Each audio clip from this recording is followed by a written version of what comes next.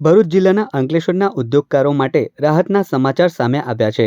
Enviro technology limited ETL દ્વારા જાહેર કરાયેલ સર્ક્યુલર મુજબ વર્ષ 2026-27 માટે ઇન્ફ્લુએન્ટ ટ્રીટમેન્ટ ચાર્જમાં પ્રસ્તાવિત 5%નો વધારો નહીં કરવામાં આવે।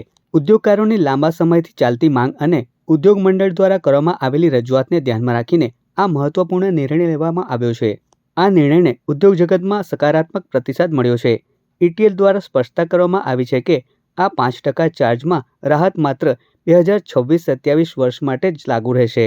આ નિર્ણયથી અંકલેશ્વર GIDC વિસ્તારમાં કાર્યરત અનેક નાના મધ્યમ તથા મોટા ઉદ્યોગોને આર્થિક રીતે મોટી રાહત મળશે અને ઉત્પાદન ખર્ચમાં પણ નિયંત્રણ રાખવામાં મદદ મળશે। જો કે આ નિર્ણય બાદ અંકલેશ્વર વેસ્ટ મેનેજમેન્ટ એસોસિએશન દ્વારા ટીકાત્મક પ્રતિક્રિયા તેના પ્રતિનિધિ હરેશ પટેલ દ્વારા આપવામાં આવી હતી।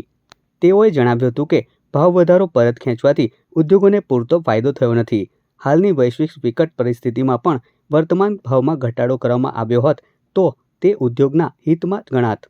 એન્વાયરો ટેકનોલોજીસ લિમિટેડ એટલે કે અંકલેશ્વરની અંદર જે CTP છે ETL નામે, એ લોકોએ આ વર્ષે વર્ષ 26-27 દરમિયાન કમિંગ યર્સ માટેનો 5% જે દર વર્ષે વધારો કરે છે ન કરવા માટેનો જે સર્ક્યુલર કર્યો છે એ બાબતે હું જણાવવા માંગુ છું કે આ અમારો એક અંકલેશ્વર વેસ્ટ મેનેજમેન્ટનો CTP આવી રહ્યો છે એનો એક ઇમ્પેક્ટ છે।